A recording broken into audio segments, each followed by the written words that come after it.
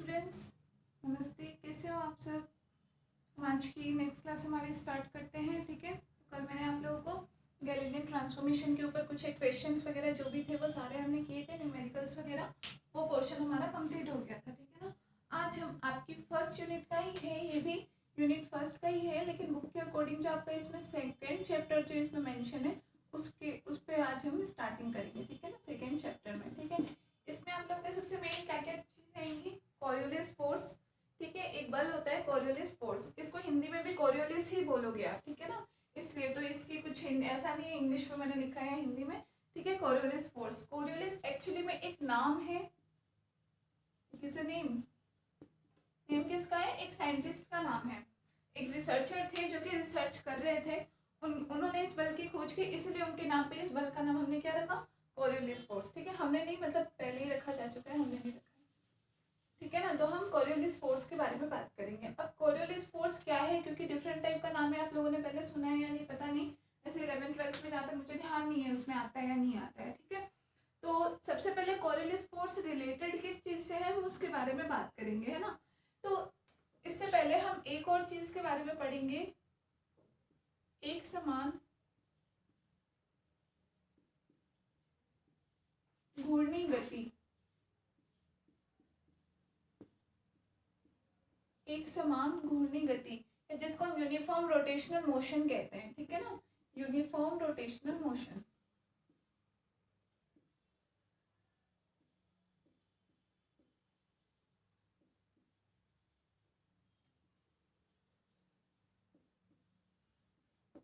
Uniform rotational motion किस type का motion होता है ये? जैसे एक तो मतलब इसमें रोटेशनल तो आ ही रहा है, मतलब कोई ऑब्जेक्ट जो है वो क्या है, एक रोटेशनल फ्रेम में है ये मान लो, लेकिन उसमें भी उसकी गति बिल्कुल एक समान है, उसमें उसके कुछ चेंज नहीं हो रहा उसकी वेलोसिटी में या उसकी एंगुलर वेलोसिटी में, ये इन सब में। ठीक है, अब सबसे पहले आपको ध्यान होगा, जब सबसे पहले हमने दो जड़त्वीय और अजड़त्वीय निर्देश तंत्र पढ़े थे, जड़त्वीय और अजड़त्वीय, तो हमने दोनों के एग्जाम्पल दिए थे। तो अजड़त्वीय निर्देश तंत्र के एग्जाम्पल में मैंने आपको बताया था कि जितने भी रोटेशनल फ्रेम है और सर्कुलर फ्रेम से, मतलब रोटेशनल मोशन और सर्कुलर मोशन जितने भी है वो हमारे किस में आते हैं? अजड़त्वीय निर्देश तंत्र के अंतर्गत आते हैं। ठीक है ना, तो ये हमारी जो एक समान घूर्णी गति है, क्योंकि रोटेशनल मोशन है तो ये किसके अंतर्गत आएगा?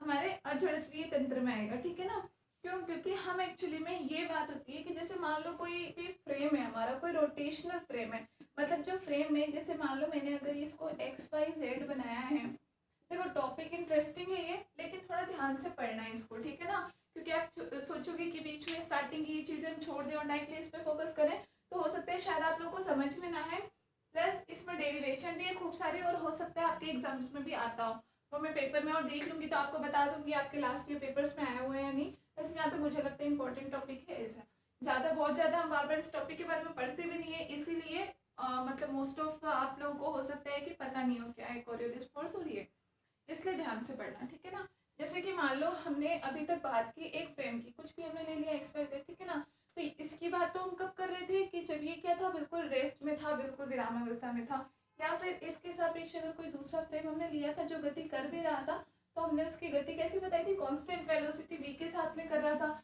एक नियत वेग v से चल रहा था वो। ठीक है ना, तो v से क्या था, वो एक लीनियर मोशन ही कर रहा था। अभी तक हमने उस दिन में हमने कहा था कि इसकी पोजीशन और भी कुछ हो सकती है। ठीक है ना, उस दिन हमने जब दोनों फ्रेम की बात की थी गैलीलियन रूपांतरण में, तो हमने कहा था कि जैसे अगर ये एस फ्रेम है तो एस फ्रेम के सापेक्ष एस कैसे चल रहा है? धनात्मक x दिशा में, और v वेग के साथ में चल रहा है। लेकिन हमने उसमें ये बात कही थी कि जरूरी नहीं है, ऐसा कंपल्सरी नहीं है, मोशन और टाइप का भी हो सकता है। ठीक है ना, तो वो जो और टाइप के मोशन हो सकते हैं उसके बारे में हम आज पढ़ रहे हैं। ठीक है, तो उस दिन तो हमने बात की थी कि ये एक समान पॉजिटिव x डायरेक्शन में ये चलता जा रहा है। ठीक है, अब अगर मैं बात करूं कि अब मान लो ये x डायरेक्शन में तो नहीं जा रहा, मैं ये बोलूँ, हम ये बोले कि x डायरेक्शन में नहीं जा रहा है, बल्कि क्या कर रहा है, ये रोटेशन कर रहा है, मतलब इस तरीके से घूम रही है इसकी एक्सिस। तो आपको पता है इनकी पोजीशन क्या होगी, कंटिन्यूसली चेंज होती जाएगी। y जो है यहाँ की जगह यहाँ आ जाएगा, x जो है मान लो इसकी रोटेशनल पोजीशन को मैं x डैश से बताऊं तो x डैश, y डैश और z डैश। ठीक है, इनका एंगल कुछ भी हो सकता है, और इनकी वेलोसिटी ऐसे में क्या हो जाएगी, ओमेगा। एंगुलर वेलोसिटी आप लोग जानते हो, ओमेगा कोणीय संवेग।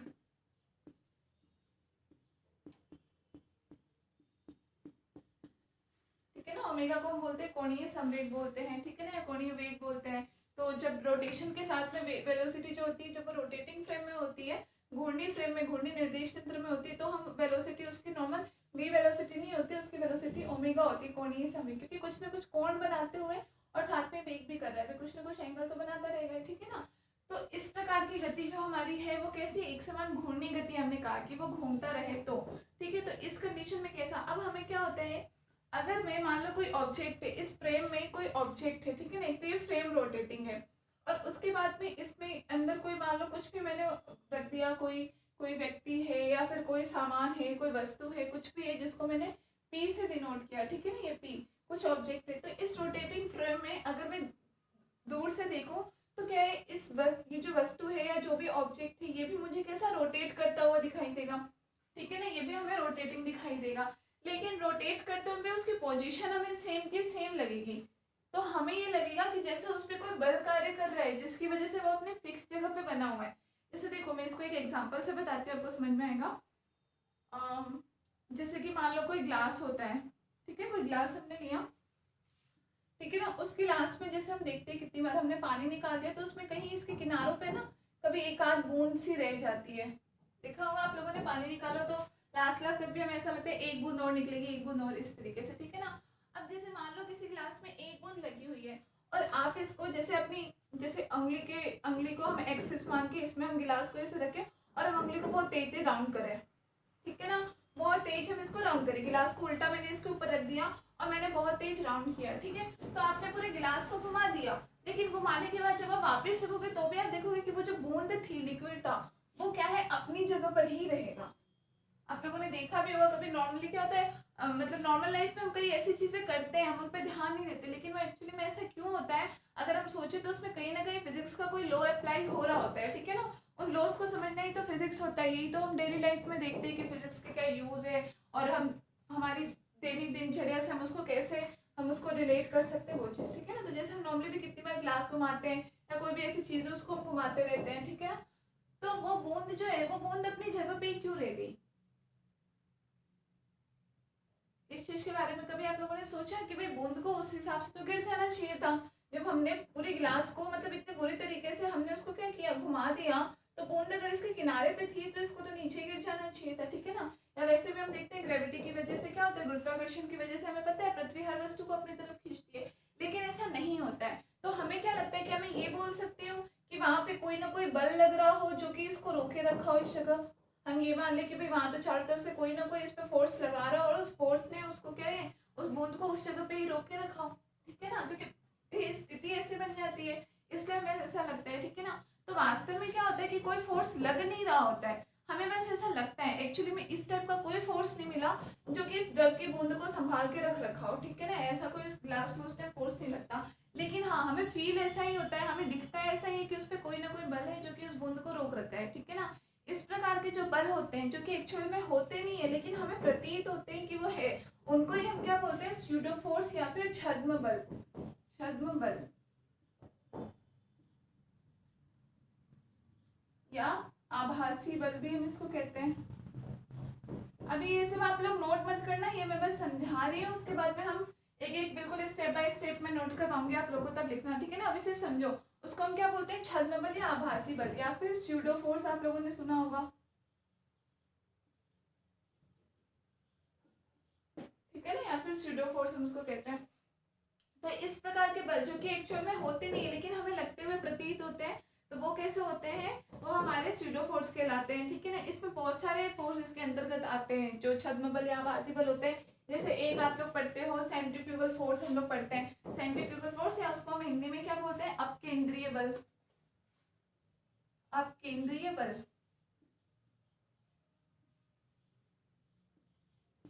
अपकेंद्रीय बल नाम से आप लोगों को पता है, अपकेंद्रीय मतलब जो उसको केंद्र से दूर खींच रहा है, ठीक है ना, जो उसको केंद्र से दूर खींचता है। अब इसका सबसे मेन एग्जांपल देखो, आपको अपकेंद्रीय बल अभी तक समझ में नहीं आया हो तो एक एग्जांपल से आप लोगों को याद आ जाएगा और हमेशा याद रहेगा भी। अपकेंद्रीय बल मैं तो हमेशा इस एग्जांपल से याद रखती हूँ इसको। देखो आप लोगों ने देखा होगा, जैसे हम बाइक या स्कूटी हमको जब चलाते हैं तो जैसे ही कोई सर्कल आता है, सर्कल के चारों तरफ जब हम उसको लेते हैं तो हमें दिखते हैं अपने आप ही हम क्या होता है, सर्कल के बिल्कुल इधर हम झुक जाते हैं सर्कल की तरफ, ठीक है ना। जैसे आप सीधी रोड से आए तब तक ठीक है, आप सीधे सीधे आ रहे हो और ये सर्कल है और आपको यहाँ से राउंड लगा करके जाना है, तो आप देखते हो जैसे आप यहाँ से आते गए, फिर जैसे इसकी तरफ आए थोड़ी दूर तक ठीक है, बिल्कुल जब आप यहाँ से राउंड लोगे तो आप देखोगे कि बिल्कुल ही हम उसकी तरफ सर्कल की तरफ झुकते जा रहे हैं, ठीक है ना। सर्कल की तरफ झुकते झुकते और फिर लास्ट में आके वापस सीधे हो जाते हैं और उसके बाद निकल जाते हैं, ठीक है। अब देखो, अब सर्कल की तरफ झुकने का कारण तो हम क्या मान सकते हैं, गुरुत्वाकर्षण मान लिया हमने कि मान लो गुरुत्वाकर्षण की वजह से, क्योंकि हम इसकी तरफ थोड़े हम इससे थोड़ी दूरी बनाते हुए लेकिन इसकी तरफ हम आते जाते हैं, इस वजह से शायद गुरुत्वाकर्षण के कारण पृथ्वी अपनी तरफ खींचती है, तो उस हिसाब से तो फिर हर बाइक को इस सर्कल के पास आकर के गिर जाना चाहिए था। झुकते झुकते वो लास्ट में बिल्कुल इतना झुक जाए कि वो गिर जाए। कई बार आप लोग देखते हैं बहुत ज़्यादा ऐसी कंडीशन में कई बार एक्सीडेंट होते भी हैं कि बिल्कुल ही बाइक यहाँ पे आकर के बिल्कुल स्लिप हो जाती है, लेकिन वो अलग कंडीशंस होती है, ठीक है ना। अभी मैं नॉर्मली बोलूँ, बट नॉर्मली तो इस वजह से तो कोई भी नहीं गिरता है कि सर्कल की तरफ झुके और इस वजह से गिर गए, ठीक है ना। तो वो क्या चीज़ थी कि जिसने इसको रोका, हमें सर्कल की तरफ गिरने से रोका, वो क्या चीज़ थी, उसको हमने एक बल का नाम दिया, वो था अपकेंद्रीय बल।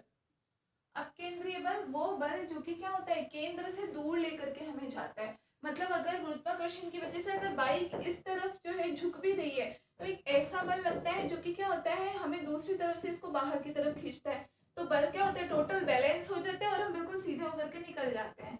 मतलब गुरुत्वाकर्षण ने केंद्र की तरफ खींचा, सर्कल की तरफ खींचा, लेकिन अब केंद्रीय बल लग रहा था जिसने क्या किया, इसको बाहर की तरफ खींचा, ठीक है, दूसरी तरफ। तो हमें पता है कि दोनों तरफ अगर फोर्स लगेगा बिल्कुल बराबर अमाउंट में तो क्या हो जाएगा, टोटल वैल्यू तो जीरो हो जाएगी, नेग्लिजिबल हो जाएगा फोर्स, और कैसा रह जाएगा, जो भी सिस्टम है या जो ऑब्जेक्ट है या कोई पर्सन है कुछ भी, वो कैसा बिल्कुल बैलेंस रह जाएगा, संतुलन बन जाएगा वहाँ पे, ठीक है ना। अब क्या हुआ, तो अपकेंद्रीय बल की खोज हुई, क्या वाकई में ऐसा कोई बल होता है क्या। तो ऐसा कोई बल एक्चुअल में होता नहीं है, लेकिन हमें ऐसा लगता हुआ प्रतीत होता है। तो अभी तक ऐसा कोई बल साइंटिस्ट ने यही नहीं बताया अपकेंद्रीय बल का ये फॉर्मूला होता है और ये ऐसा नहीं होता, लेकिन हाँ हमें लगता है वो प्रतीत तो जरूर होता है, इसका मतलब कुछ ना कुछ तो होता ही होगा, ठीक है ना। तो इस प्रकार के जो बल होते हैं, इस प्रकार के जो बल होते हैं जो कि एक्चुअल में लगते नहीं है लेकिन हमें लगते हुए प्रतीत होते हैं कि वहाँ कुछ ना कुछ चीज तो ऐसी है, तो वो सारे हमारे कैसे आभासी बल में कहलाते हैं या छद्म बल कहलाते हैं। इसी का एक एग्जाम्पल था ये हमारा अपकेंद्रीय बल, या इसको हम सेंट्रीफ्यूगल फोर्स कहते हैं इंग्लिश में, ठीक है। तो ऐसे ही कोरियोलिस बल जो है, कोरियोलिस बल भी क्या है, छद्म बल का ही एक एग्जाम्पल है। अब केंद्रीय बल पहले आया और भी किसी किसी टाइप की खोज हुई, और उसके बाद में एक नया बल भी आया जिसको हमने क्या बोला, कोरियोलिस फोर्स। कोरियोलिस फोर्स ये एक अलग टाइप का ही बल था। जब एक साइंटिस्ट था कोरियोलिस नाम का, वो खोज एक्चुअली में किसी और चीज की कर रहा था, वो इसी चीज की खोज कर रहा था कि कोई लिक्विड का कोई पार्टिकल है, कोई द्रव का कण है, और उसको अगर कोई रोटेशनल फ्रेम के अंदर, कोई घूर्णी तंत्र के अंदर अगर वो रखा हुआ है, मतलब वो फ्रेम घूम रहा है और उसके अंदर मैंने यहाँ एक पानी की बूंद रख दी, तो उस पर क्या प्रभाव पड़ेगा, वो इसकी खोज कर रहा था। तो उसको क्या हुआ, रिजल्ट में एक अलग ही प्रकार का बल मिला जिसका उससे पहले तक उसकी कोई हिस्ट्री नहीं थी उस बल की, तो उस बल को क्या है, उसके नाम पे कोरियोलिस बल नाम दिया गया, ठीक है। तो ये पूरी कहानी थी कोरियोलिस बल की। कहानी क्या, कहानी तो अब शुरू होगी, लेकिन ये एक तरह से उसके बारे में बेसिक इंफॉर्मेशन था। छद्म बल या आभासी बल किसे कहते हैं, कई बार हो सकता है आप लोगों के जो स्टार्टिंग में जो मैंने बताया था ना 8-9 शॉर्ट क्वेश्चंस आते हैं आप लोगों के आधे नंबर या 1 नंबर के, उनमें कई बार ऐसी डेफिनेशंस पूछ लेते हैं, छद्म बल कौन से होते हैं, या अपकेंद्रीय बल कौन सा होता है, या कोरियोलिस बल, या कोई फॉर्मूला, उसमें ऐसे क्वेश्चन ही आते हैं छोटे, किसी की डेफिनेशन या किसी का फॉर्मूला, उसमें बेसिकली यही चीजें पूछी जाती है, ठीक है ना। तो इस वजह से ध्यान रखना। और केंद्रीय बल का तो मैंने आपको सबसे बेस्ट एग्जांपल बता ही दिए हैं, क्योंकि आप डेली लाइफ में ही देखते हो, बाइक वगैरह चलाते टाइम डेली देखते ही है ना, तो वो उसका एग्जांपल हो गया, ठीक है। तो अब आप लोग अब ये हेडिंग डालो, एक समान घूर्णी गति, हेडिंग डालो। ये हेडिंग अभी मत डालना कोरियोलिस फोर्स, वो हम बाद में पढ़ेंगे, सबसे पहले तो हम देखते हैं एक समान घूर्णी गति क्या है। तो ये हेडिंग डालो और इसमें मैं लिखवा रही हूँ वो लिखो,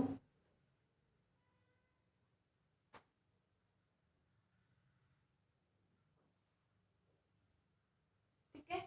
लिखो इसमें घूर्णी निर्देश तंत्र,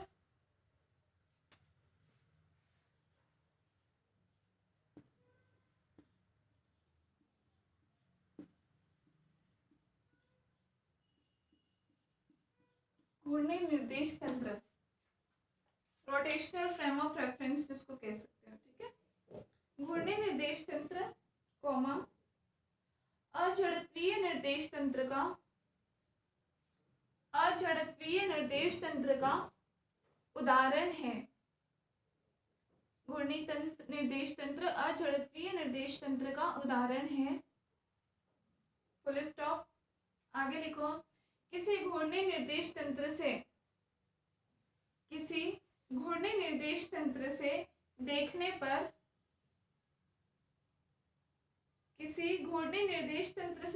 पर सभी वस्तुएं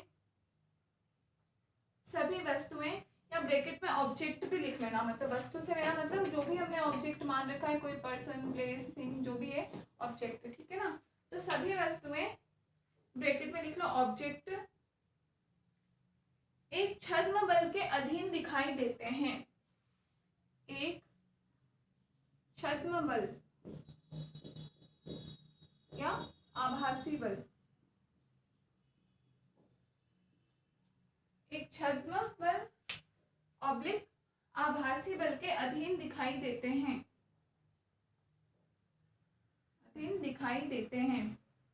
फुल स्टॉप। नीचे लाइन से लिखो, ये बड़े कोमा में बंद करना डेफिनेशन है, ठीक है ना। अब जो नेक्स्ट लाइन से लिख रहे हो उसके लिए बता रही हूँ, कोमा इसमें लिखो, वह बल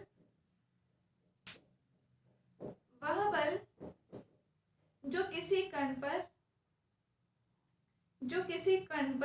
कण से यहाँ पे मतलब हमारा क्या ऑब्जेक्ट ही है, ठीक है ना, जो किसी कण पर वास्तव में कार्य नहीं करता,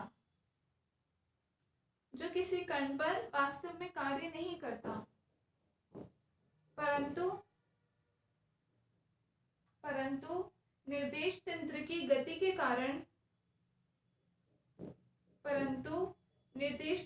गति के कारण कण पर कार्यरत प्रतीत होता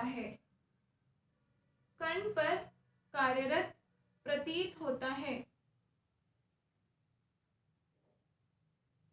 कोमा आभासी बल कहलाता है।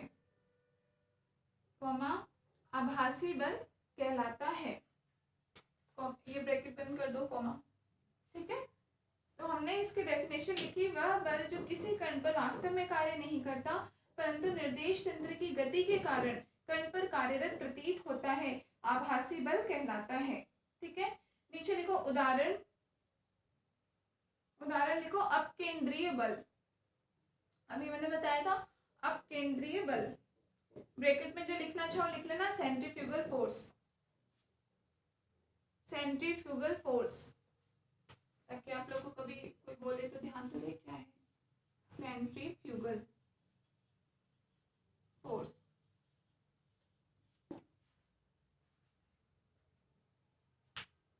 ठीक है, उदाहरण लिखा सेंट्रीफ्यूगल फोर्स।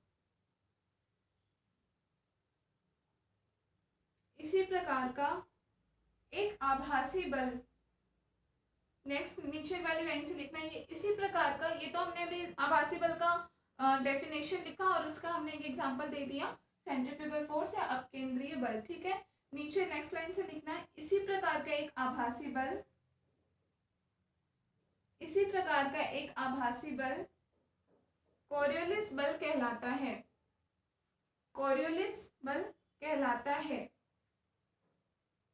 जो घूर्णी निर्देश तंत्र में गतिशील वस्तुओं पर कार्य करता है, जो घूर्णी निर्देश तंत्र में गतिशील वस्तुओं पर कार्य करता है, ठीक है ना। तो कोरियोलिस फोर्स का हमने एक तरह से एक शॉर्ट हमने इसकी डेफिनेशन अभी लिखी है क्या, कि घूर्णी निर्देश तंत्र कि हाँ, कोरियोलिस बल भी हमने क्या बताया, एक प्रकार का आभासी बल ही बताया, जो कि एक्चुअली में एक तो निर्देश तंत्र खुद रोटेट हो रहा हो, ठीक है ना, जो भी हमने बताया। घूर्णी निर्देश तंत्र में गतिशील वस्तुओं पर, मतलब एक तो हमारा ये जो फ्रेम ऑफ रेफरेंस है निर्देश तंत्र, ये खुद एक तो रोटेट हो रहा हो, और उसके बाद में इसके अंदर जो भी हमने पार्टिकल रखा वो पार्टिकल खुद भी रोटेट हो रहा हो, मतलब स्थिति लगातार क्या है, निरंतर परिवर्तित होती रहेगी इसकी, ठीक है ना। तो इस प्रकार का बल क्या कहलाया, कोरियोलिस बल कहलाया, ठीक है। अब उसके बाद में आप हेडिंग डालो कोरियोलिस बल, ये एक समान घूर्णी गति का आपको समझ में आ गया। अब आप नेक्स्ट एग्जांपल में डालो कोरियोलिस बल।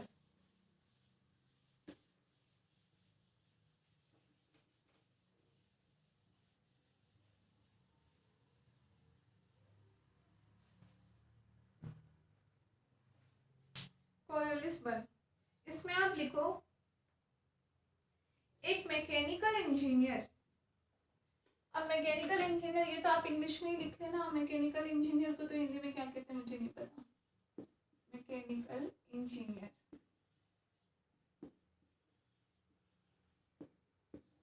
ठीक है। एक मैकेनिकल इंजीनियर जो द्रव पर लगने वाले बल का प्रेक्षण कर रहा था, जो द्रव पर लगने वाले बल का परीक्षण कर रहा था या उसको ऑब्जर्व कर रहा था, जो किसी मशीन के रोटेटिंग फ्रेम में हो या जो किसी मशीन के घूर्णी तंत्र में हो, ठीक है ना। मतलब कोई मशीन है, उसके अंदर कोई भी हमारा यही रोटेटिंग फ्रेम लगा हुआ है, कोई घूर्णी निर्देश तंत्र लगा हुआ है, और उस निर्देश तंत्र में इसने किस पे खोज कर रहा था, ये एक द्रव की बूंद रखी हुई है, इस बूंद को कहते हैं लिक्विड ड्रॉप थी है, ठीक है। एक द्रव की बूंद रखी हुई है, वो बूंद गति कर रही है, तो इस पर क्या बल लगेगा उसके बारे में क्या कर रहा था, ऑब्जर्व कर रहा था, या उस पर ये कुछ रिसर्च कर रहा था, कुछ खोज कर रहा था, ठीक है ना। तो एक मैकेनिकल इंजीनियर जो कि द्रव पर लगने वाले बल का परीक्षण कर रहा था, वो द्रव कौन सा, जो किसी मशीन के घूर्णी निर्देश तंत्र में हो, ठीक है। आगे लिखो, तो उसे एक भिन्न प्रकार का बल मिला, तो उसे एक भिन्न प्रकार का बल मिला जिसे कोरियोलिस फोर्स कहा गया या कोरियोलिस बल कहा गया, जिसे कोरियोलिस बल कहा गया, ठीक है ना। तो ये तो हमने बात की कि इसका आविष्कार कहाँ से हुआ, एक्चुअल में कोरियोलिस बल नाम आया कहाँ से। तो ये बेसिकली एक मैकेनिकल इंजीनियर था, एक स्टूडेंट था, जो जब खोज कर रहा था तो उसे लगा कि हाँ एक अलग प्रकार का बल है जो कि कुछ ना कुछ चीज़ है, लेकिन अभी तक किसी ने शायद इस पर ध्यान नहीं दिया है, इसलिए उसका नाम, इसके नाम पर ही कोरियोलिस बल ही, फ्यूचर में भी इसको, अभी तक हम इसको कोरियोलिस बल के नाम से ही जानते हैं। और ये बल होता भी है एक तरीके से आभासी बल है, लेकिन कहीं ना कहीं कार्य करता ही है। किस पे काम करता है, एक तो कोई निर्देश तंत्र, घूर्णी निर्देश तंत्र हो, और उसके अंदर जो भी, इसने तो लिक्विड की बूंद ली, द्रव की बूंद ली, या कोई भी जो ऑब्जेक्ट रखा हो वो खुद भी क्या कर रहा हो, गति कर रहा हो, ठीक है। तो ये थी कोरियोलिस बल का खोज कहाँ से हुआ वो चीज, ठीक है। अब इसके नीचे लाइन से लिखो, ये भी लिख लिया आप लोगों ने कि जिसे कोरियोलिस बल कहा गया, ठीक है ना। अगली लाइन से लिखो, कोरियोलिस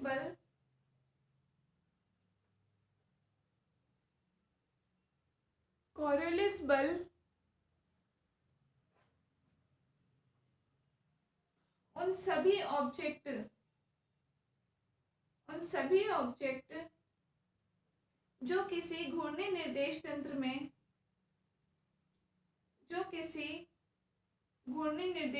में, गति करते हुए प्रतीत होते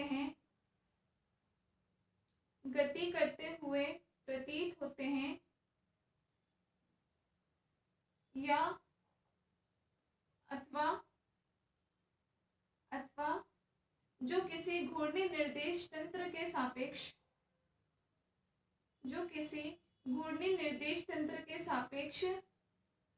गति रखते हैं, जो किसी घूर्णी निर्देश तंत्र के सापेक्ष गति रखते हैं, कॉमा पर कार्यरत होता है,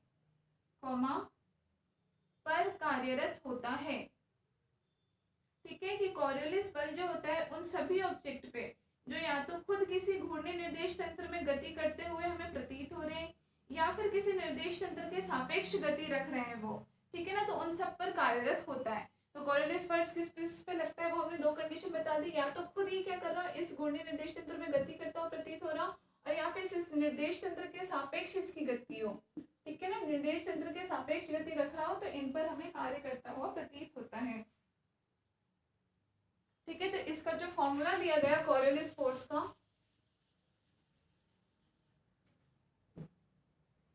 कोरियोलिस फोर्स का नीचे लिखो, कोरियोलिस बल का सूत्र, कोरियोलिस बल का सूत्र या कोरियोलिस बल को हम निम्न प्रकार प्रदर्शित करते हैं, -2m ओमेगा क्रॉस v,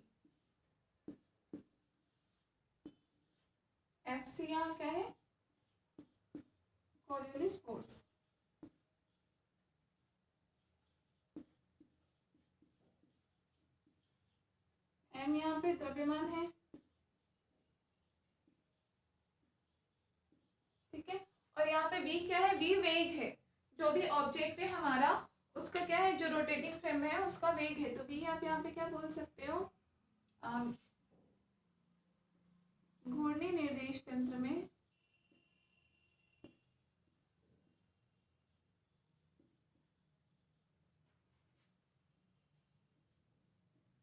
गतिशील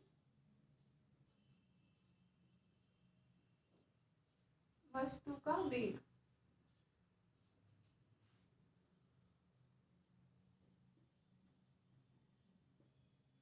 ठीक है, तो ये कॉरियोलिस फोर्स का फॉर्मूला है। कहाँ से आया वो भी हम बात करेंगे, इसको हम इसकी डेरिवेशन भी करेंगे कि कॉरियोलिस फोर्स का ये सूत्र हमें कहाँ से मिला। तो ये किसके बराबर हुआ, -2m इंटू में ओमेगा क्रॉस v। ओमेगा यहाँ पे कोणीय संवेग है, ओमेगा भी लिख लेना, लिखना चाहो तो। ओमेगा यहाँ पे क्या है, कोणीय संवेग।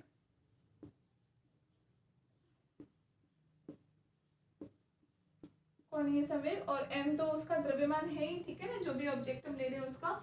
और v घूर्णी निर्देश तंत्र में जो गतिशील वस्तु है उसका वेग, कितने वेग से वो गतिशील है, लिख लो इसको।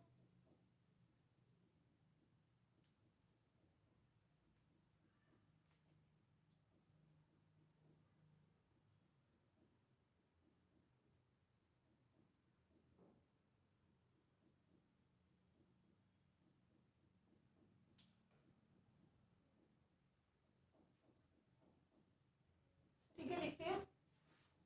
तो ये तो हमने अभी तक क्या किया, इसका एक नॉर्मली हमने परिभाषा दी थी, कोरियोलिस बल क्या होता है, कहाँ से आया, इसका इसकी खोज किसने की, ठीक है ना, और इसको हम किससे प्रदर्शित करते हैं, ये सारी चीजें बता दी हमने, ठीक है।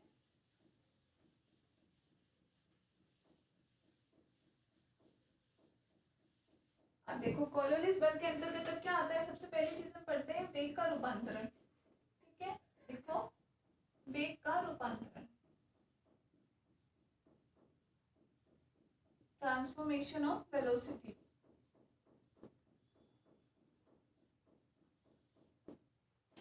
वेग का रूपांतरण, ठीक है ना। तो इसमें भी हम उस प्रकार से कि कोई जो ऑब्जेक्ट है जो कि किसी घूर्णी निर्देश तंत्र में गति कर रहा है, तो उसके सापेक्ष उसके वेग में क्या रूपांतरण होगा, उसके त्वरण में क्या रूपांतरण होगा, या फिर बल में क्या रूपांतरण होगा, इसके बारे में हम लिखते हैं, ठीक है ना।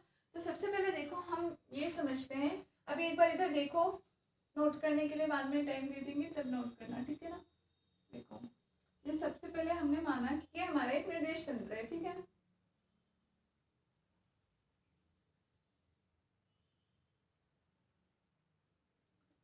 मैंने मान ली ये है x, ये है y और ये है z, ठीक है। O इसका मूल बिंदु हो गया।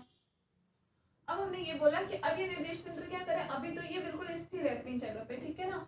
अब ये निर्देश तंत्र क्या करेगा, रोटेशन शुरू कर देगा, घूर्णन शुरू कर देगा। तो रोटेशन करने से हमारा x डिश कहाँ पहुंच गया, इसको हमने क्या, इसकी जो जगह चेंज हुई, पूरा ये ऐसे घूम गया, तो इसकी जगह चेंज हुई, इसको मैंने मान लिया x डिश। ऐसे y की स्थिति भी चेंज हो गई, ये हो गया हमारा y डिश। और ऐसे z की स्थिति चेंज हो गई, तो इसको हमने कहा z डिश, ठीक है। तो अब हमने ये जो स्थिति इसकी चेंज हो गई, क्योंकि हम यहाँ घूर्णी निर्देश तंत्र के बारे में पढ़ रहे हैं, तो इसको हम नाम दे देते हैं कि ये ए फ्रेम में है, ठीक है। हमने बस ताकि हमें कंफ्यूजन हो इसके लिए मैं नाम दे दिया कि मान लो ये जो जिसमें रोटेशन हो चुका है, रोटेशन के बाद में जो फ्रेम हमारी बनी है वो तो ए फ्रेम है, और जो स्थिर थी उसको हमने नाम दे दिया बी फ्रेम, ठीक है, बी और ये बी फ्रेम, ठीक है। तो ये हमने क्या है, रोटेशन बता दिया, इसमें रोटेशन किस प्रकार से हो रहा है वो, ठीक है ना। अब रोटेशन साथ में हमने बोला कि एंगुलर वेलोसिटी ओमेगा से रोटेट कर रहा है, तो ये एंगुलर वेलोसिटी ओमेगा हमने ले लिया, और यहाँ मान लिया हमने हमारा जो भी ऑब्जेक्ट है पी, ठीक है। यहाँ पे हमारा पी जो है वो स्थित है इस घूर्णी निर्देश तंत्र के सापेक्ष, जिसकी वेग की हम बात कर रहे हैं वो ऑब्जेक्ट है हमारा पी, ये है, और इसका स्थिति सदिश हमने मान लिया वेक्टर आर है, ठीक है। ये डायग्राम समझ में आ गया, कुछ कंफ्यूजन तो नहीं है। बिंदु हमने P मान लिया, जो भी हमारा ऑब्जेक्ट है उसका स्थिति सदिश हो गया R, ठीक है ना। अब हमने यहाँ पे हम ऐसे बोल सकते हैं कि x y z, तो हमारा x y z जो तंत्र था x p y p z p, वो तो कैसा था, बिल्कुल स्थिर था, तो उसको हम क्या बोल सकते हैं, वो हमारा जड़त्वीय निर्देश तंत्र हो गया। तो आप चाहे यहाँ लिख लो, x y z तो आपका कैसा हो गया, जड़त्वीय। ठीक है,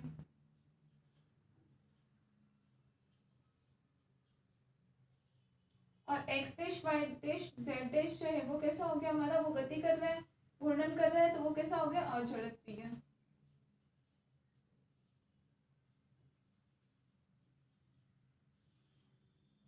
ठीक है, जड़त्वीय अजड़त्वीय ये दो हमने बता दिया है।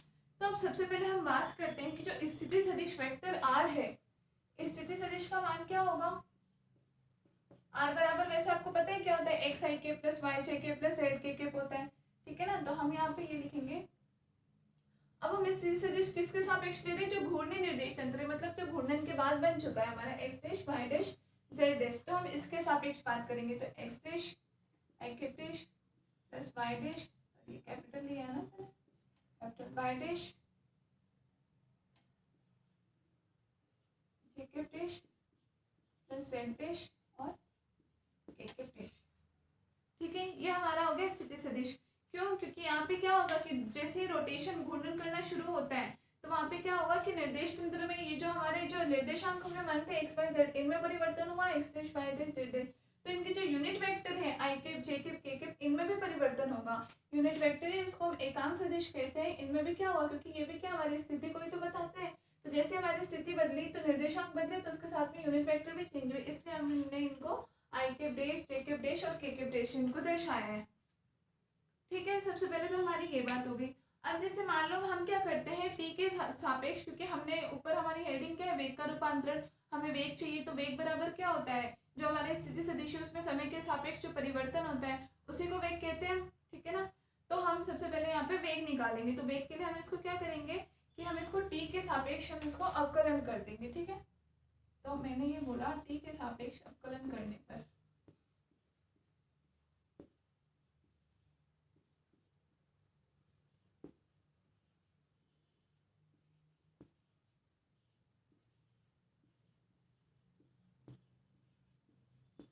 अवकलन करने पर तो सबसे पहले यहाँ तो हमने कर दिया डी आर वेक्टर अपॉन में डी टी।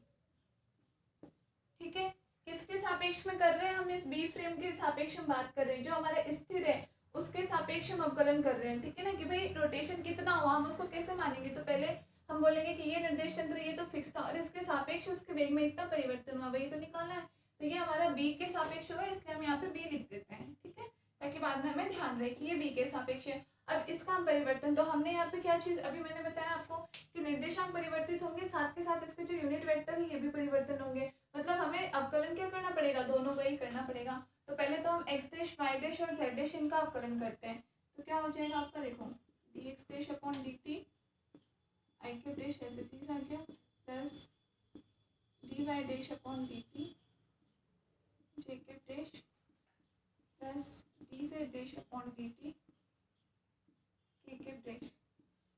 ठीक है, पहली चीज ये एज इट इज आ गई। अब हम आई कैप जे कैप के कैप का करेंगे, तो हम क्या करेंगे, x dash as it is आ गया, d i cap dash upon D t plus Y dash d j cap dash upon D t, ये आई कैप है। ठीक है ना, plus Z dash d k cap dash upon D t, ये आ गया हमारा अवकलन करने पर। ठीक है, हमने दोनों का एक एक बार अवकलन कर दिया है यहाँ पे। ठीक है ना, तो यहाँ पे हमें ये तो क्या प्रदर्शित कर रहा है, यहाँ पे हमने क्या बताया, वेग में परिवर्तन बताया है। ठीक है ना, जो भी हमारा ऑब्जेक्ट है घूर्णी निर्देश तंत्र में हमने उसके वेग में परिवर्तन बताया, किसके रेस्पेक्ट में, ये जो हमारा प्राइम रेफरेंस है, हमने यहाँ पे बी बोल रहे हैं, बी का वेग बता रहा है, बी कौन सा है, जो स्थिर है जो जड़त्वीय है, वो उसका वेग हम किसके रेस्पेक्ट में, तो ये हमने उसके वेग में परिवर्तन बताया है। और ये परिवर्तन किसके रेस्पेक्ट में है, ये जो हमारा जो रोटेटिंग फ्रेम है, जो हमारा घूर्णी निर्देश तंत्र है, इसके सापेक्ष उसके वेग में इतना परिवर्तन हो रहा है और उसके यूनिट वेक्टर्स में इतना परिवर्तन हो रहा है। ठीक है, इतना नोट कर लो पहले, अब नोट कर लो इसको।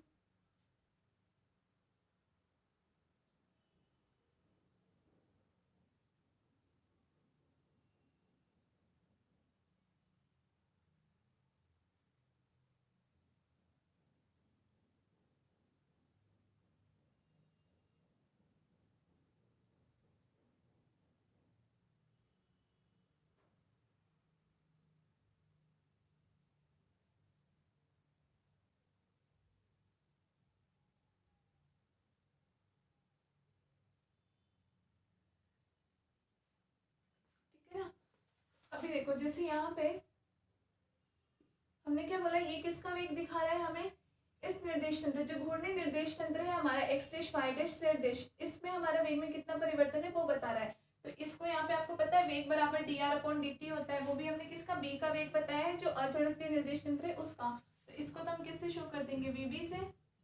ठीक है, यहाँ हम किसका निर्देश तंत्र बता रहे हैं, हम इसको सॉरी किसके वेग में परिवर्तन हम इसको बता रहे हैं, जो हमारे ये प्राइम फ्रेम ऑफ रेफरेंस है या प्राइम फ्रेम ऑफ रेफरेंस बोल लो, या ये जो हमारा घूर्णी वाला है जिसको हम निर्देश से या प्राइम से हम बता रहे हैं, इसका वेग है। ठीक है, तो ये हमारा कौन सा हमने ए नाम दिया है, इसको वी ए फ्रेम हो गया हमारा, जो जड़त्वीय जो अजड़त्वीय है, ए हमने बताया है अजड़त्वीय निर्देश तंत्र, तो ये ए के वेग में परिवर्तन वी ए हो गया। ठीक है, प्लस अब यहाँ पे हमारा क्या बच रहा है, यूनिट वेक्टर में परिवर्तन हो रहा है, जो एकांक सदिश में हमारा परिवर्तन हो रहा है। ठीक है ना, तो आपको जैसे पता है कि हम v बराबर हम क्या बोलते हैं, ओमेगा क्रॉस आर। फॉर्मूला आप लोगों ने कहीं ना कहीं तो पढ़ा होगा, v बराबर आर क्रॉस ओमेगा या ओमेगा क्रॉस आर हम इसको बोलते हैं। और v किसके बराबर हम बोलते हैं, D r upon D t के बराबर। ठीक है ना, ये इसके साथ में नहीं है, मैं आपको रफ में करके बता रही हूँ। ठीक है, D r upon D t के बराबर होता है। तो ये हम किसके, जब आर के रेस्पेक्ट में हम करते हैं। तो अब यहाँ जैसे मान लो आई कैप के रेस्पेक्ट में हो रहा है, यहाँ पे क्या हो रहा है, जैसे डी आई कैप अपॉन में डी टी हो रहा है, तो मैं इसको क्या बोलूंगी, ओमेगा क्रॉस आई कैप डैश।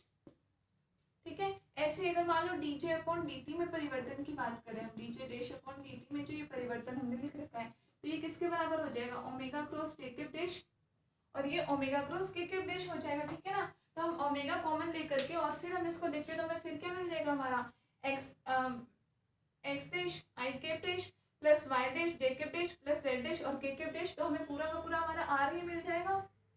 ठीक है ना, जैसे मान लो ये हमने तीनों का कर दिया, समझ में आ रहा है आप लोगों को, या और भी डिटेल में करके बताऊं मैं। जैसे कि मान लो मैं आपको बता ही देती हूँ, D r upon D T we के बराबर है ओमेगा क्रॉस आर, हम इसको कहते हैं, ये हमारा फॉर्मूला ही होता है। ठीक है ना, ये कोई चीज़ हमने निकाली नहीं है, वी को कोणीय संवेग के रूप में हम ये बोलते हैं, या कोणीय संवेग और जो हमारा नॉर्मल जो लीनियर वेग होता है उन दोनों में ये रिलेशन होता है। ठीक है, यहाँ जबकि हमारे पास क्या है, डी आई डैश अपॉन में डी टी है, तो इसके जैसे आर था तो हमने ओमेगा क्रॉस आर लिखा, तो आई कैप डैश है तो हमने क्या लिखा, ओमेगा क्रॉस आई कैप डैश। ऐसे ही अगर जे डैश है, जे कैप डैश है, तो हमने क्या लिखा, ओमेगा क्रॉस जे कैप डैश।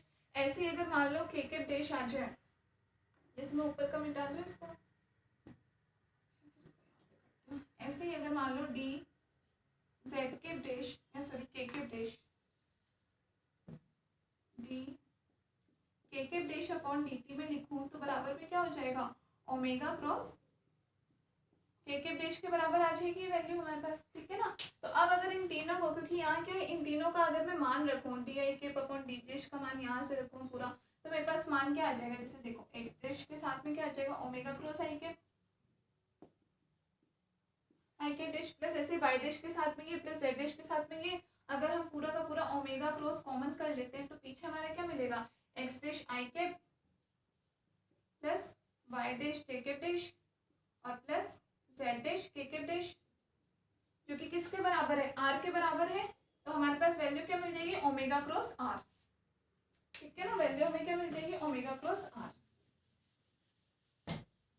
तो यहाँ से हमारे पास इसको, इस पूरे को हम क्या लिख सकते हैं, ओमेगा क्रॉस आर।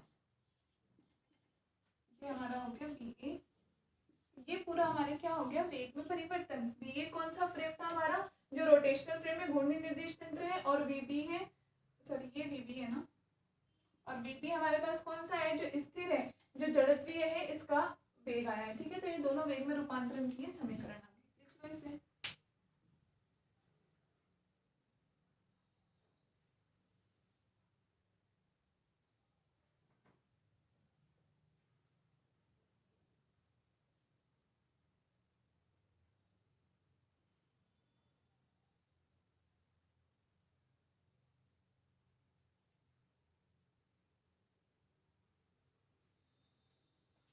यहाँ से हम चाहे तो हम इसको ये भी लिख सकते हैं, जैसे यहाँ से हम वी ए का मान भी निकाल सकते हैं।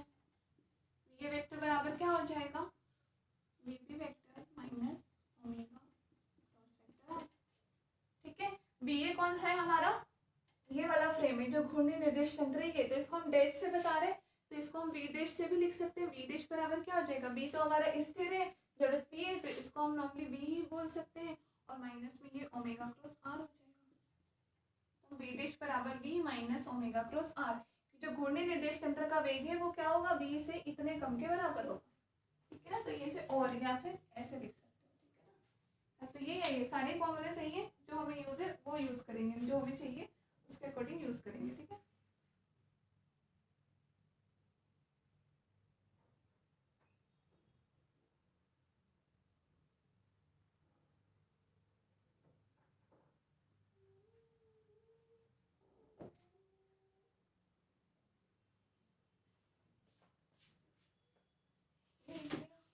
ऊपर से निकाल देती हूँ।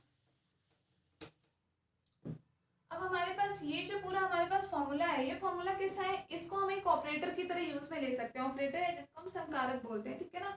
तो हम इसको कैसे एक संकारक के रूप में यूज में ले सकते हैं। संकारक के रूप में कैसे, जैसे मान लो कि इसको इक्वेशन नंबर आप 1 नाम दे दो, तो संकारक के रूप में मैं इसको कैसे लिख सकती हूँ।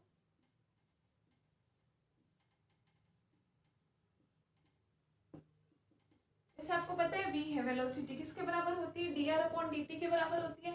तो मैं इसको ऐसे लिख लूँ, d अपॉन dt, हमें नहीं पता किस क्वांटिटी का, ठीक है ना, हम बस इसका फॉर्मेट लिख रहे हैं।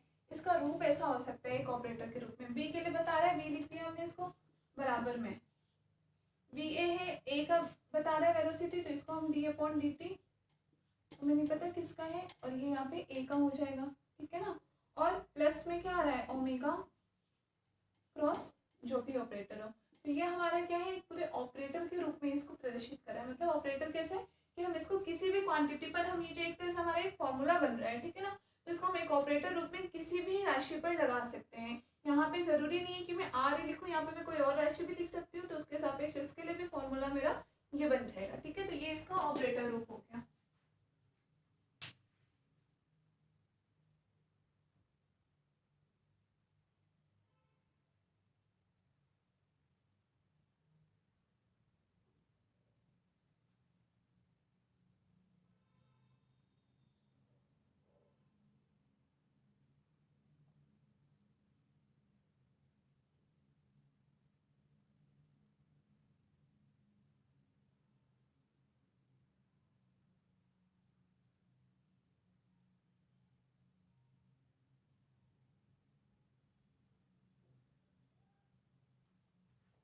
ठीक है, तो ये तो हमारा हो गया वेग में रूपांतरण। इसकी मेन जो हमारी समीकरण आ गई, समीकरण 1 है, इसको मान सकते हो, ये समीकरण 1, ठीक है, ये हो गया। अब हम इसमें अगला क्या पढ़ेंगे,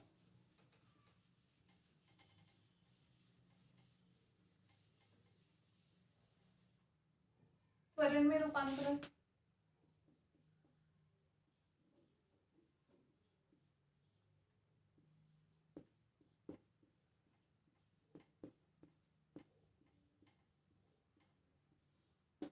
त्वरण में रूपांतरण, ठीक है ना।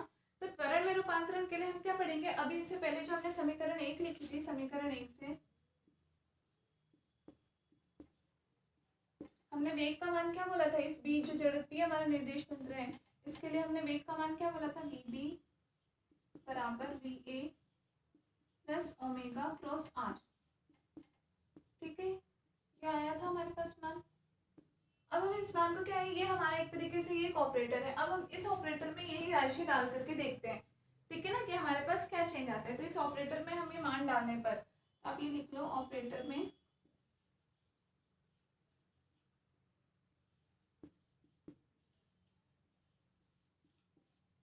समीकरण 1 का मान रखने पर,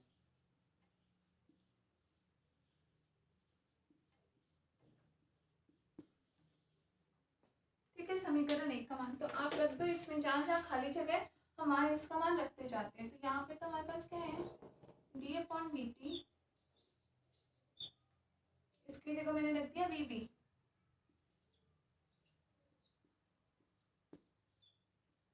डी टी में है बराबर यहाँ डी अपॉन डी टी,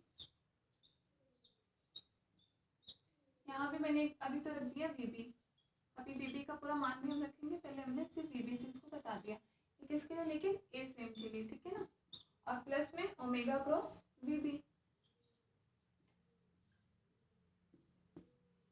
ठीक है। ये हमने अभी क्या किया, सिर्फ इस समीकरण में, इस ऑपरेटर में हमने क्या किया, समीकरण 1 का मान रख दिया, ठीक है ना। अब सब जगह हम वी बी का पूरा मान रख देंगे।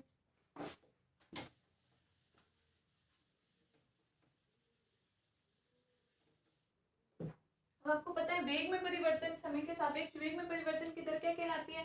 त्वरण होती है। तो यह हमारे क्या हो गए, बी फ्रेम के लिए हमारा त्वरण हो गया। बी फ्रेम जो हमारा जड़त्वीय निर्देश तंत्र है उसके लिए हमारा क्या हो गया, त्वरण।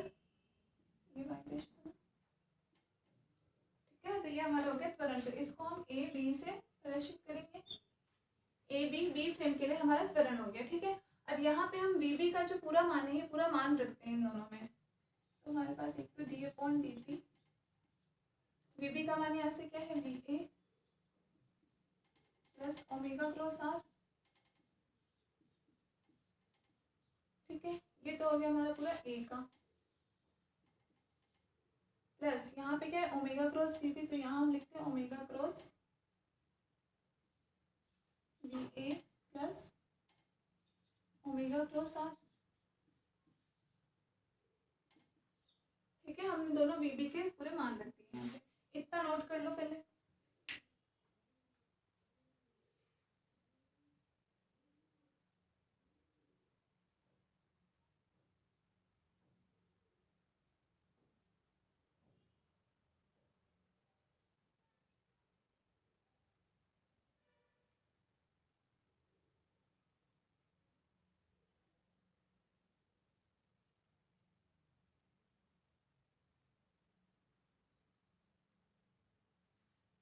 ठीक है, कर लिया।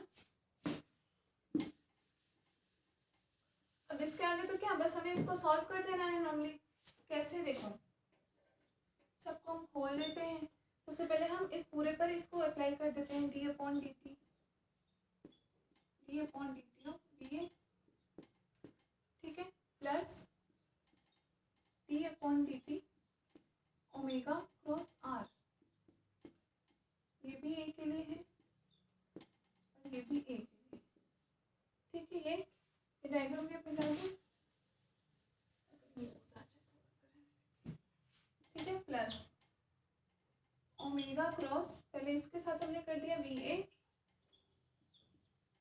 और प्लस ओमेगा क्रॉस आर, ठीक है। हमने इस पूरे को खोल दिया। अब हमें D upon D T V A में परिवर्तन की दर, तो वी ए हमारा कौन सा फ्रेम है, जो हमारे रोटेटिंग फ्रेम है, घूर्णी निर्देश तंत्र वो है। तो ये क्या हो गया, उसके लिए हमारे पास त्वरण आ गया। तो बराबर में इसको तो हमने लिख दिया ए का त्वरण। ए कौन सा फ्रेम था हमारा, अजड़त्वीय भी जो घूर्णन कर रहा है, ठीक है। ये हमारे पास ए की बात आ गई। अब यहाँ पे डी अपॉन डी टी इन दोनों पे हम लगा देते हैं, इसको हम और खोल देते हैं। तो जैसे सबसे पहले तो हमने ओमेगा लिख लिया, सबसे पहले d omega upon D t, r as it is आ गया, ठीक है ना, क्रॉस आर, और plus omega d r upon D T, ठीक है। ये हमने दोनों ए और बी दोनों पे हमने अप्लाई कर दिया, plus omega cross we A plus omega cross are, ये हमारे पास ये चार। उतार लो इतना,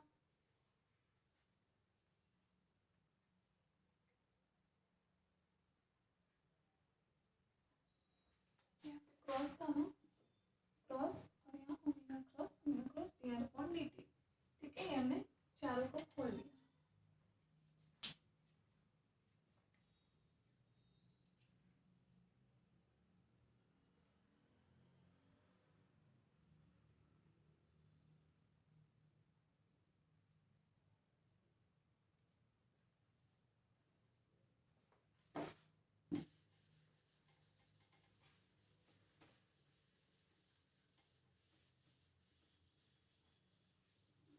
हम इनमें परिवर्तन रूपांतरण समीकरण पढ़ रहे हैं। ये आप लोग के इम्पोर्टेंट टॉपिक ये है, आप लोग के एग्जाम में कभी पूछ सकता है, पूरी आपको उसमें डेरिवेशन करनी पड़ेगी, ठीक है ना। अब देखो ये हमारा ए आ ही गया है, ठीक है। अब यहाँ से देखो हमारे पास क्या है, ये हमारा ए फ्रेम के लिए थी ये दोनों चीजें, तो हम ये भी ए फ्रेम के लिए लिख लेते हैं और ये भी ए फ्रेम के लिए लिख लेते हैं, ठीक है। अब D omega upon D T cross R है, या इसको हम ऐसे भी लिख सकते हैं, R cross D omega upon D T, ठीक है। हमने लिख दिया इसको ए फ्रेम के लिए, plus omega cross D r upon D T, जो भी ए फ्रेम के लिए, ठीक है ना। तो D r upon D T हमें पता है सीधे सदिश में समय के सापेक्ष परिवर्तन का वेग होता है, मतलब ये वेग की बात कर रहा है। तो ओमेगा क्रॉस वेग भी किसका, ए फ्रेम का, ए फ्रेम जो हमारा रोटेटिंग फ्रेम है इसका, ठीक है ना। तो तो ए निर्देश तंत्र के लिए वेग की, तो ओमेगा क्रॉस वी ए,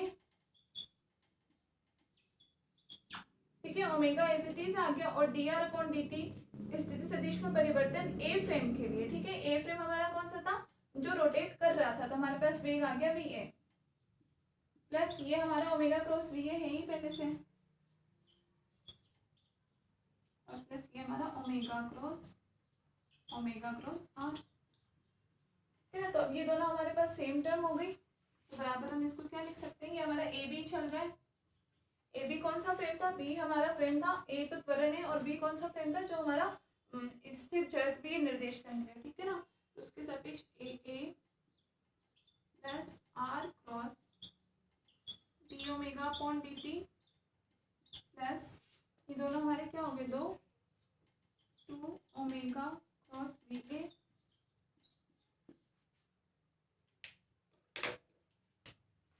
और प्लस ओमेगा क्रॉस आर, ठीक है। ये हमारा क्या हो गया, त्वरण में रूपांतरण, ये पूरी समीकरण ए बी बराबर ए तो ही, उसके साथ में हमारे पास 3 एक्स्ट्रा टर्म और आ गई, ठीक है ना। ए कि भाई ए बी और ए में हमने रूपांतरण की बात की, ठीक है ना। ए जो हमारा घूर्णन कर रहा है वो ए बी जो स्थिर है वो, तो उसके साथ में ए तो आए, लेकिन उसके अलावा 3 हमारी एक्स्ट्रा टर्म और आ गई, तो ये हमारा क्या हो गया, त्वरण में रूपांतरण, ठीक है, त्वरण में रूपांतरण।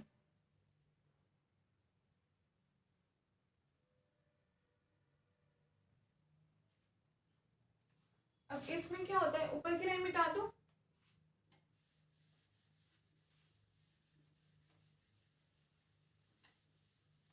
अब इसमें देखो, अगर कभी क्या होता है, कोणीय संवेग है ओमेगा, अगर ओमेगा बराबर 0 हो तो ये हमारी पूरी टर्म कैसी हो जाएगी, 0। ओमेगा 0 हो या मान लो बहुत ही कम हो, बहुत नेग्लिजिबल, बहुत ही नगण्य के बराबर हो, फिर जो ओमेगा हमने क्या बताया, कोणीय संवेग की, वो किस वेग से जो है वो रोटेशन कर रहा है। अब मान लो अगर उसका वेग बहुत कम है, ओमेगा बहुत कम है, तो ओमेगा में परिवर्तन की दर क्या हो जाएगी, बहुत नेग्लिजिबल है, तो ये ओमेगा में परिवर्तन की दर हो जाएगी 0। तो ये टर्म हमारी मोस्टली केसेस में, वैसे पूरा फॉर्मूला हमारा ये होता है, लेकिन ज़्यादातर जो आप क्वेश्चन देखोगे या जहाँ ज़्यादातर, उसमें क्या होता है, हमारा ओमेगा बहुत ही न्यून होता है, बहुत कम होता है, जिसके कारण उसमें परिवर्तन की दर जो है D omega upon D t, ये क्या हो जाता है 0, जिसकी वजह से हमारी ये पूरी टर्म क्या हो जाती है 0। तो हमारे पास जो फाइनली बचता है ए बी बराबर, समीकरण ये भी ध्यान रखना है, ऐसा नहीं है फाइनल समीकरण आप यही ध्यान रखो, हाँ न्यूमेरिकल्स करते टाइम मोस्टली ये समीकरण ध्यान आएगी जिसमें D omega upon D T आपका 0 हो। बाकी अगर क्वेश्चन में पूरा आपको डेरिवेशन बोलते हैं कि पूरा उसको आप करके बताओ कैसे आया, तो आप ये पूरी इक्वेशन लिखोगे और उसके बाद लिखोगे कि अगर ओमेगा हमारा क्या है, बहुत नेग्लिजिबल, बहुत न्यून हो, तो D omega upon D T बराबर हमारा क्या हो जाएगा, यहाँ पे चाहे आप लिख लेना ब्रैकेट में, तो हमारा D omega upon D T बराबर हो जाएगा 0, जिसकी वजह से ये टर्म कैंसिल, तो हमारे पास ए बी बराबर क्या बचेगा, a plus 2 omega cross we a vector v a और प्लस ओमेगा क्रॉस आर, ठीक है। ये हमारे पास फाइनली बचता है, जिसमें हमारी ये टर्म